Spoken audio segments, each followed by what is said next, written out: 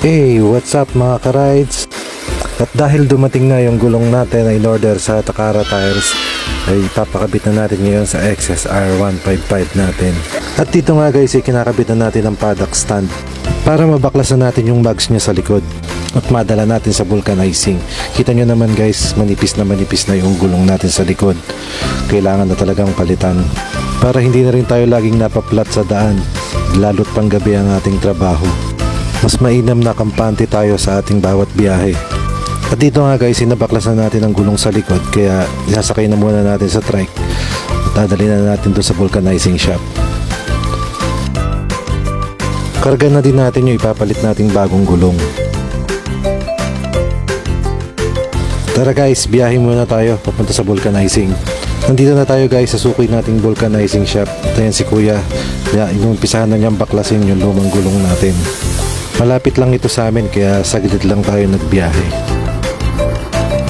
At dito nga guys, medyo nahihirapan si kuya baklasin dahil masyadong matigas yung gulong. Pero nabaklas pa rin naman natin. At pagkabaklas ng lumang gulong ay kakabit na ni kuya yung ipapalit nating gulong. Kaya nililinis niya muna yung mags dahil may mga tirang tire sealant. At ayan nga guys, ay ginagayak na ni kuya yung ipapalit nating gulong. Lalagyan niya muna ng langis para mas lumapat mabuti dun sa mags yung ikakabit niyang gulong.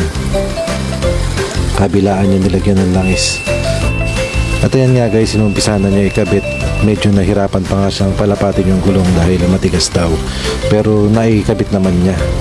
At ayan nga guys, ay naikabit na niya yung bagong gulong. Hinahanginan na para mas lumapat mabuti. At dito naman guys, i-check na niya ang PSI ng gulong, kung tama na yung tire pressure niya. At after i-check yung tire pressure ng gulong ay check naman niya ngayon kung may mga singaw ba o okay na yung gulong. At magbayad na muna tayo guys at mag-tip na din kay kuya dahil sa pagkakabit ng gulong natin. Tara guys, at naikarga na natin yung gulong. Uwi na muna tayo sa bahay para maisalpak na natin doon sa motor. At ayun nga guys, nakauwi na tayo sa bahay at ito, binababa na natin yung gulong at maya maya lang ikakabit na natin sa ating motor.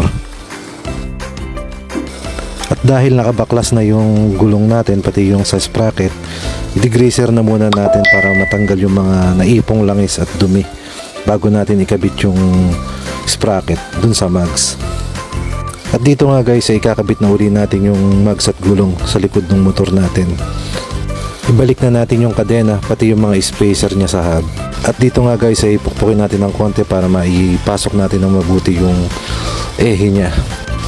Higpitan na natin yung tornilyo para ma-check na natin kung tama yung alignment ng gulong pati yung clearance niya sa bawat gilid.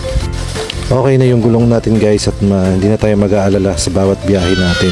Thank you for watching mga ka-rides. Ride safe and God bless.